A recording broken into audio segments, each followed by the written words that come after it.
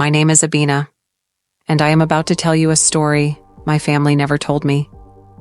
It is a story that still makes my mother shake her head in silence, and my father looks away as if the words themselves carry a curse. I was only 12 when it happened, but I remember everything as if it were yesterday. Some things never fade.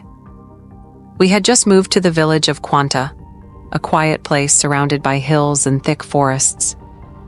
My father, a school teacher, had been transferred there, and since my mother was a seamstress who could work anywhere, we packed up our lives and settled into an old house at the edge of the village. The house had been empty for a long time, but the landlord assured my father it was in good condition.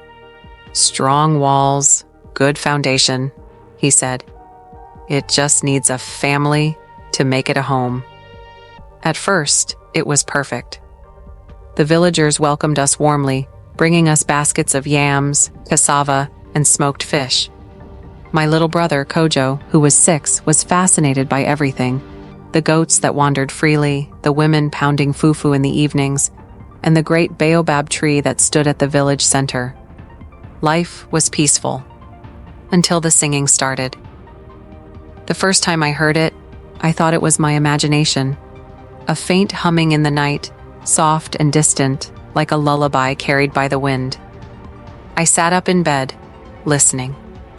The sound drifted through the house, low and sweet, almost comforting. I went to check on Kojo, thinking he might be the one humming in his sleep. But he was fast asleep, his small chest rising and falling steadily. I told my mother the next morning, but she dismissed it. "Maybe you heard the wind in the trees," she said, folding a kente cloth on her sewing table. My father agreed.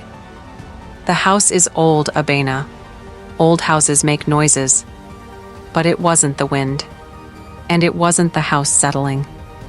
The next night, the humming returned. Only this time it was clearer, almost melodic. I lay in bed, frozen, my heart pounding. Then I heard Kojo's voice, sleepy and soft. "Abena?" I ran to his room and found him sitting up, rubbing his eyes. "Do you hear that?" I whispered. He nodded. "She sings to me." A chill ran down my spine. "Who?" Kojo pointed to the floor. "The lady under the house." I didn't sleep that night. By the third night, the singing was undeniable. It started as a hum, then grew into a woman's voice, rich and mournful, filling the walls of the house. My mother heard it this time. So did my father. We all gathered in the living room, listening, our breaths held tight in our chests. "It's coming from below us," my father said, his voice barely above a whisper. The villagers refused to step foot in the house after we told them. Their faces darkened, and the elders muttered among themselves. Finally, an old woman, Mame Essie, pulled my mother aside and spoke in hushed tones. That evening, my mother sat us down. "There was a woman who lived here many years ago," she said, her hands gripping her wrapper tightly. "Her name was Ajoa. She was pregnant, alone, and abandoned by the man who promised to marry her. The villagers, they did not treat her kindly. Some say she was a witch. Others say she was just unlucky. But one night, during a heavy storm, she vanished. The next morning, the villagers found the house locked, but she was nowhere inside. They assumed she fled. But what?" I whispered. My mother hesitated. "But no one ever saw her leave, and the singing started soon after."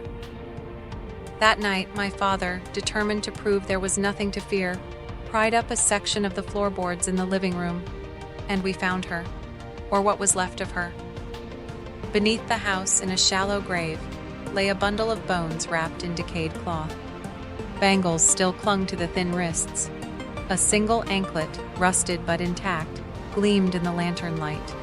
The air was thick with something beyond dust, something ancient and sorrowful. My mother gasped. Kojo hid behind her. My father, shaken but resolute, stood up. "We must call the elders. We must lay her to rest." The villagers gathered that night, their faces grim. The elders chanted, burning incense and pouring libations over the remains. The women wailed, mourning a soul lost and forgotten. When the grave was properly dug and her body reburied with the respect she had been denied in life, the singing stopped. The house fell silent. We left Kwanta soon after.